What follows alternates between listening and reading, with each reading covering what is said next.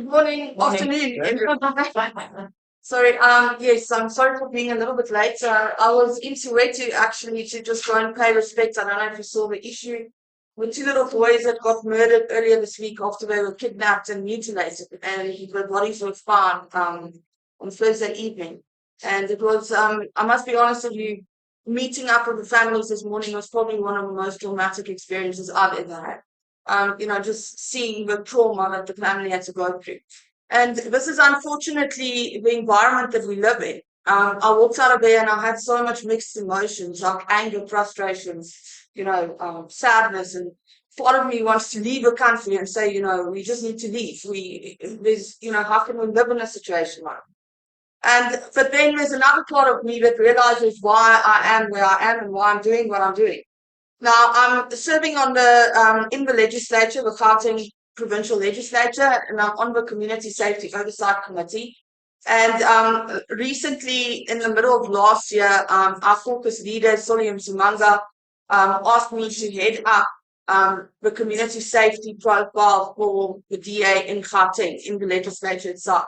So he appointed me as part of his cabinet, basically, as his shadow MEC, to also do proper oversight and champion safety issues within the community, within the committee. What I realized at the time when I took over that profile and I started working in the committee in depth was that, there's a lot that we don't know. And before you can drive any kind of safety issue, you first need to have some tangible experience and knowledge of what the issues is on the ground. Because the first thing that we think as community members, and I'm putting myself in the shoes of an ordinary community member, is that the police is not doing their job. But if you actually go to the police stations and you start looking at what's going on, etc., then you start realizing a completely different story. That a lot of times the police is completely under-resourced. So what I did was at the end of last year, August last year, we started a police watch campaign where I drafted a set of questions, basically my own survey document, because in Parliament there is actually part of oversight, a set of questions that you need to do when you do oversight at a police station. And one of my key functions as a legislature is to do oversight on the police. But it goes a little bit further than that, because in the province we look at community safety. So we involve the CPFs and other stakeholders. And this is where people like yourselves and committees like yourself get involved. So I started visiting the police stations and, at that point in time, to be honest with you, I wasn't even sure how many police stations there were in Gauteng. So I've recently then, subsequently to that, discovered that in the entire Gauteng, with a population of 19 million people, more or less, and it might even be more, there's only 143 police stations in Gauteng that is open at this stage. There's one that was closed down, it was burnt down by protest. They reopened it right before the election in 2019 with a lot of fanfare. And after that day, with the fanfare, nothing happened. So the police station is still closed. So it's supposed to be 144, but it's only 143. If you go and look at the police stations itself, and we start to ask them, how many people are on their payroll, how many people are working in a shift, how many detectives do you have, etc., then they'll sometimes give you a figure of, let's say, 100 people. But your first opinion when you ask a question, how many people do you have on your payroll or that you've got that can work at the station, and they tell you 100, then you start to complain and say, but I've never even seen 100 people. When I walk into the station, we're lucky there's one person sitting in front. So the very easy formula to try and determine really how many people are on a shift is to take that 100 and divide it by 4, because there's basically 4 shifts. It's a day shift, night shift, and then an off shift, and then they switch around again. So once people, ordinary community members, start to understand that and how the fixed establishment work, and you realize what kind of resources they allocate to these stations, you are shocked. And then your eyes open up where you realize that maybe it's not a matter of the police not doing their job. Maybe they are just not equipped to be able to do their job. And what I also discovered was when they do the allocation from a national level to the police stations as to how many vehicles they should have, how many people they should have, what kind of resources they should have, where do they put up police stations, they work on the 2006 census. Now, if we have to look at this ward alone, Ward 48, what is the other one? 106. Which other ward is here next to you guys? It's 48, 61. So it's 61, 48, 106. All three of these wards are extremely large. It's geographically, it's very large areas. I was just driving to this area now, and I kept on asking Timber, so is this the end of your ward? And he kept on saying to me, no, it's still further on. So, so this ward 48 alone, is about 800, 900 square kilometers, which is a very large area. But they're using the 2006 census, okay, which is a very long time ago. And in 2006, we had approximately 9 million, 8 point something million people in this province. We have now more than doubled in this province, population-wise. So they cannot give us 143 police stations, and this is unfortunately something that is determined by national government. It's not provincial governments, it's not local municipalities. But they cannot give us 143 police stations and expect people and communities to feel safe. It's impossible. We can't do it. So as a DA, the other thing is also, I just want to say this, and I recently participated in the police conference, the International World Police Conference in Dubai. And when I went there and I had engagements with police officers at this conference, I realized that the police officers in places like Dubai, for instance, are paid very well. Police officers in South Africa are getting just above the minimum wage. You know, your normal constable or sergeant writes at the person that is your first point of contact when you walk into the police station. So this is why, you know, a lot of our officers, and I'm not saying everyone, there was a recent survey that they did amongst police officers themselves, and the survey came back that 50% of them felt that they couldn't trust their colleagues. And this is why sometimes we sit with a situation in reality where police officers are bribed. It's because they are not getting sufficient money to do the job that they are expected to do, to go through the trauma that they go through with these type of incidents that's happening. In this department alone in Gauteng, the crime intelligence has got an 81% vacancy rate at this stage. So we are sitting in a situation where the Crezane Bosch police station in Ward 48 and 106, they're detectives, they're sitting with 30 detectives sitting in a container as an office. When I went to do the oversight at the police station, and I asked him, okay, so show me where, I walked into the lieutenant colonel's office, the station commander, and he was sharing a small little room, which is probably the size of a bathroom, your average bathroom, with 3 other people.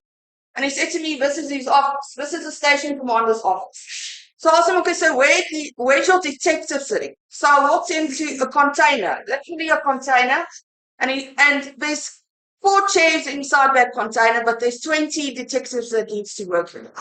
So they literally need to take turns to go and sit on a chair and quickly work. So just to put it in practical terms, a detective will be sitting at a table working on a docket. His phone will ring. There's no signal inside the container. So he needs to get out of the container to take a call about the docket that he's working on. So he's not taking the docket with him to take the call outside. I mean, who of us take all our files with us when we stand up just to make a call? You don't. When he gets back to the table, someone else is sitting on his chair. So you also ask the detectives, okay, so on average, how many dockets are you looking after? And it varies normally between 50 dockets, and in some cases, the worst case scenario that I've found in Gauteng thus far is 600 dockets. That is, virtually impossible for any detective to properly do their job at this stage.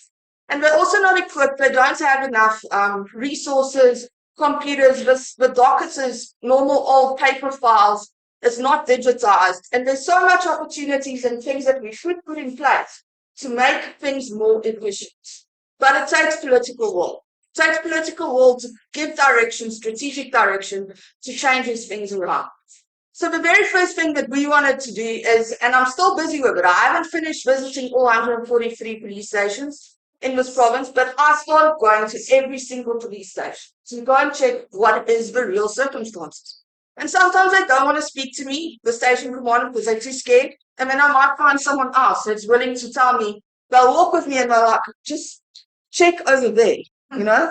And then I'll check and I'll see what's going on. So that's how I started to build relationships with people. We've got the Garankuwa police station that has been without electricity for almost 2 years now, because the Department for Public Works went and disconnected the electricity from the police station. So it's the same in Atteridgeville and the same at Rietgat. So when there's load shedding, these stations need to literally close their doors, because else they get attacked, because they're already under-resourced as it is with people. So our approach is that we need to take a whole of society approach. We need to be able to connect with people like the CPF. We need to be able to connect with security companies, with other safety and security stakeholders, so that we can bring everyone together around one table and start to look at how can we start to address problems. Okay, so we all want to feel safe. I want to feel safe. You want to feel safe. It doesn't matter. One thing about crime and safety is that it crosses across all cultural and religious boundaries and race. Okay, it affects everyone, regardless of who you are. So it's time for all of us to get together and start to see how can we address these things. So we need to be able to devolve the policing powers. That's one of the very first things that we are fighting for.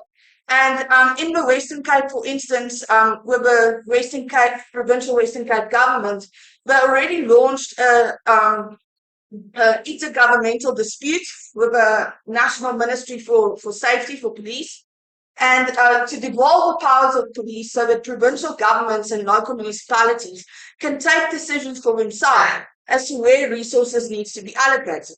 Because it doesn't help you put up a massive police station in an area that doesn't need it. And you've got a police station that is severely under-resourced, like the Crezane Bosch police station and the Laezonia police station. Both of them are severely under-resourced, but they are dependent on resources that's allocated to them from a national government. We as a province and as local municipalities should have the right to engage CPFs. And what CPFs needs to understand is that within the legislation, they've got a lot of statutory powers to actually launch disputes or make recommendations to the provincial government to say that, listen, there's a problem with the station commander, or there's a problem with whatever the problem might be at the local police. And so your role as a CPF is not purely to be a spokesperson of the police stations. Your role is to be that liaison officer and committee on behalf of your community. So if you can take up that role specifically and start to engage the provincial government to tell them, this is our recommendations, this is our true needs at the police station to be able to improve safety in your area. And you can start to bring all these different role players together. The provincial government should be in a position where they can actually give you the support you need to implement it. And that is the very first thing that we would like to champion once we get into government next year, hopefully. And but to bring these stakeholders together so that we can form an advisory committee for the department to say, this is how we can address crime, so that we can fill the vacancies in crime intelligence. There's currently anything between a 15 to a 50% vacancy rate at police stations, regardless of where you go. The minimum is 15% that I found at this stage, and that is actually the general average figure that they give to you if we ask the questions to the MSC at the moment. But there's some police stations that I found, but there is a 50% vacancy rate. And normally in these police stations where these vacancies are, you'll find that it is in critical positions. So it's not your person, the average constable and people that works in the charge office. It's normally the senior personnel within the station that needs to be able to do the proper oversight and give direction. And that is where we need to fill those vacancies first. You need to start with these critical positions and then work it down to the rest of it. So it's the same with the vehicles. Currently, a lot of the vehicles, there's almost, I haven't even found a police station that doesn't have a problem like this. But a vehicle will go in for repairs, and it will be a simple problem, like the battery is not working, just to give you an example. So now, because of all the red tape in government, that vehicle needs to go to a very specific garage to fix the battery.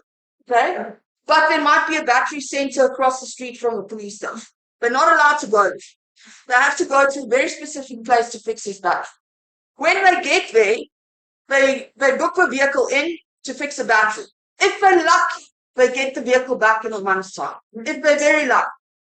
Now, what the police officers have told me is they have equipped themselves to go to these police stations with a jack, a toolbox, and a jumper kit, because they know, even though it was a battery that was supposed to be replaced, they'll end up getting a vehicle that is now damaged in other ways. You know, the tires might not be there, or the dashboard might be out, or the fuses might be out. So, and that's the current situation. There's some vehicles that have been stuck in garages for 600 days, which is impossible. You can't function like it. So, what communities have done in other places, and I know in this specific area it also started happening, is if there is problems at a police station, like for instance with load shedding, they don't have a generator, they'll get someone to sponsor the generator. So instead of going through all this red tape and everything, they get the community to pull together to support the police station. The same with batteries. If it's a normal little problem like a battery, they will get the local battery center or someone to come and assist. It's not what the department wants. It's not what national government wants. But that is what will assist that community to remain safe and functional to an extent through their police station. And this is why we need to cut the red tape.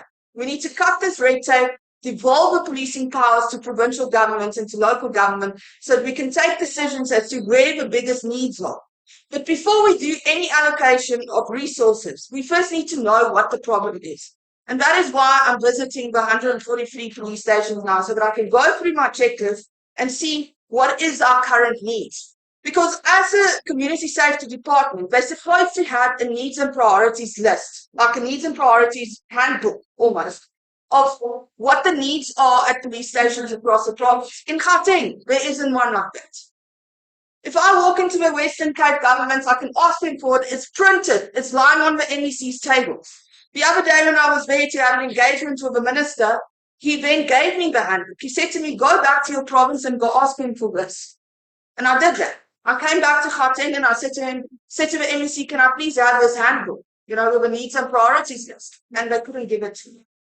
So for the next 6 months, and hopefully it will be sooner than 6 months, I'm going to go to these stations to try and finish this needs analysis so that we know exactly what the need is, how big each area is, where's there a need for a big police station or a second police station or more personnel, more vehicles, what is the critical vacancies in each of us, so that you can have a full holistic understanding of what we're dealing with, so that by the time next year we can start to look at solutions. How do we bring in technology to fight crime? Because currently it doesn't help us putting in technology, and the technology is either going to be stolen or we're not going to know how to use it.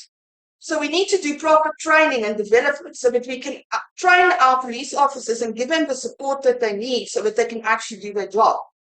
And our whole focus from our side, in my vision, is to focus on basically 3 elements. The first one is community. We need to get our communities and our police stations and all our security stakeholders closer together so that we can together fight crime.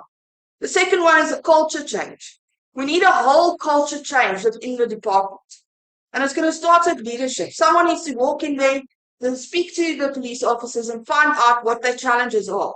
But at the same time, it's not just an internal culture change within the police department and community and safety. It's also an external culture change, where people can look at police officers not saying, oh, we're not doing their job, but rather saying, how can we help? So that at the end of the day, all of us can be helped. And the third one is, after we've addressed the culture change and we got our communities closer together, we can then start to address crime.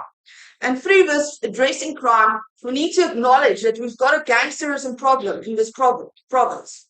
I'm almost on a weekly basis dealing with murders and things that's taking place in especially our colored predominant areas. They send me videos and voice notes almost every day, like with someone that is being shot and stuff. And through this, I've managed to establish a committee of inquiry through our committee that I kept on pushing the motion. And finally, the whole committee agreed to it. but they're going to do a formal committee of inquiry to do an investigation into gangsterism. But we need a unit that can focus on that. We need a rural safety unit. There is one at the moment, but if you ask them what are they doing, it's actually non-existent. We need a rural safety unit that can be able to patrol through the farms and give them the equipment to do it. You can't give them a bakkie and ask them to go and patrol rural areas and grounds that is not equipped for that bakkie, or a motorbike that can't go and drive in that specific area. And that's the current situation. They're not allocating the correct resources to certain things. And in one of the rural development units that we've got in Gauteng, specifically in Tshwane, is the person has got one bakkie and he needs to share that bakkie with the detectives. So they can't actually do the patrols that they need to do in the rural safety unit. The land invasion unit, that's something that needs to be ramped up. If you currently speak to them, they tell us straight that, sorry, they can't do anything if it's private land. But we need to break through that legislation to find out what needs to be changed from a political perspective and a legislative perspective, so that the police can actually assist private home owners in their own constitutional rights to protect their property that they've got. And those are just some of the units that will need to be established properly and that will need to be equipped so that they can become functional. Because it's one thing having a unit on paper, it's a different thing having a unit that can actually function. So, yeah, I can stand here the whole day and talk to you, but I'm not going to do that.